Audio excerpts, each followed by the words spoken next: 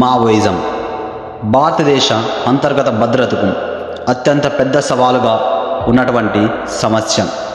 ఒకప్పుడు మన మాజీ ప్రధాని మన్మోహన్ సింగ్ అభివర్ణించిన సమస్యే ఈ మావోయిజం లేదా మనం సాధారణంగా పిలిచే నక్సలిజం. శ్రీకాకుళం కొండల నుండి మొదలై తెలంగాణ పల్లెల మీదుగా దండకారుణ్యం వరకు వ్యాపించిన ఈ ఉద్యమం వెనుక ఉన్న అసలు చరిత్ర ఏమిటి? తుపాకీ గొట్టం ద్వారానే రాజ్యాధికారం సాధ్యమైన నమ్మే ఈ సిద్ధాంతం అసలు ఎలా పుట్టింది? నేటి వీడియోలో తెలుగు రాష్ట్రాల్లో మావోయిస్టు ఉద్యమం ఎలా ప్రస్థానమైంది మరియు ప్రస్తుత పరిస్థితిని క్షుణ్ణంగా తెలుసుకుందాం. అది 1967 పశ్చిమ బెంగాల్లోని నక్సలరీ అనే చిన్న గ్రామంలో మొదలైంది. భూస్వాములకు వ్యతిరేకంగా రైతులు కూలీలు చేసిన తిరుగుబాటే ఇది. దీనికి నాయకత్వం వహించింది చారు ముజందార్. ఆ గ్రామం పేరు మీదుగానే దీనికి నక్సలిజం అనే పేరు వచ్చింది. కానీ ఈ చిన్న నిప్పు రాజుకుంది బెంగాల్లో అయినా అది దావనంతలాగా వ్యాపించింది మాత్రం మన తెలుగు నేల మీదే. 1946లో చివరిలో ఉత్తరాంధ్రలోని శ్రీకాకుళం ఏజెన్సీ ప్రాంతంలో గిరిజన రైతాంగ పోరాటం మొదలైంది. దీనికి ముఖ్య నాయకులు వెంపటాపు సత్యనారాయణ మరియు ఆదిభట్ల కైలాసం గారు. గిరిజనుల భూములు సాలుకుర్త పాలవుతుంటే వెట్టి చాకరికి వ్యతిరేకంగా మీరు ఆయుధాలు పట్టారు. శ్రీకాకుళం ఉద్యమం భారత విప్లవ చరిత్రలో ఒక మైలురాయిగా నిలిచింది. శ్రీకాకుళం ఉద్యమం తర్వాత 1970లో ఎమర్జెన్సీ సమయంలో ఉద్యమం కాస్త వెనుకబడింది. కానీ 1980లో ఒక కీలక మార్పు తిరిగింది. కరీంనగర్ జిల్లాకు చెందిన కొండపల్లి సీతారామయ్య నాయకత్వంలో వహించిన పీపుల్స్ వార్ గ్రూప్ ఏర్పడింది. అప్పటి వరకు అడవులకే పరిమితమైన ఉద్యమాన్ని మైదాన ప్రాంతాలకు, ముఖ్యంగా ఉత్తర తెలంగాణ జిల్లాలకు విస్తరించేలా చేసింది ఈ పీపుల్ ఆర్మీ. ఇక్కడ మనం జగిత్యాల జయయాత్ర గురించే చెప్పుకోవాలి.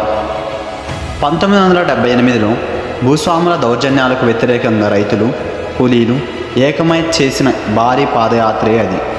ఇది నక్సల్ ఉద్యమానికి ప్రజల్లో విపరీతమైన సానుభూతిని తెచ్చిపెట్టింది. అన్నలు వస్తున్నారంటే చాలు భూస్వాములు గజగజలాడాల్సిన పరిస్థితి వచ్చింది. ప్రజల సమస్యలు పరిష్కరించడానికై వాళ్ళు ప్రజాకోర్టులు నిర్వహించడం మొదలుపెట్టారు. 1990లు మరియు 2000 ఆరంభం నాటికి మావోయిస్టుల ప్రాబల్యం విపరీతంగా పెరిగింది. 2004లో పిడబ్ల్యూసి మరియు ఎంసిసిఐ విలీనమై నేటికి సిపిఐగా ఏర్పడ్డాయి. ముప్పాల లక్ష్మణరావు అలియాస్ గణపతి దీనికి మొదటి ప్రధాన కార్యదర్శి.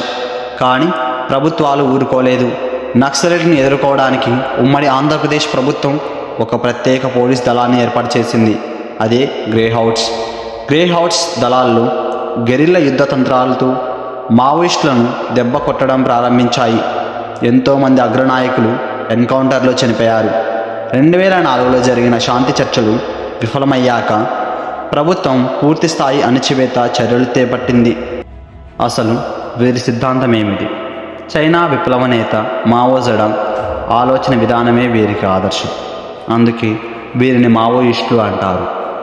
రాజ్యాధికారం తుపాకీ గొట్టం నుండే వస్తుంది అనేది వీరి నమ్మకం.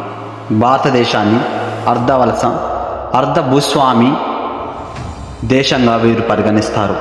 సాయుధ పోరాటం ద్వారానే ప్రస్తుత ప్రభుత్వాన్ని కూలదోసి నూతన ప్రజాస్వామిక విప్లవాన్ని తేవాలన్నది వీరి లక్ష్యం. అయితే ఈ ఉద్యమం ఇంత బలంగా ప్రజల్లోకి వెళ్ళడానికి కారణం కేవలం తుపాకీ మాత్రమే కాదు. పాట, జననాట్య మండలి ద్వారా గద్దర్, విమలక్క లాంటి వారు కళాకారులు ఊరూర తిరిగి తమ పాటలతో ప్రజలను చైతన్యపరిచారు.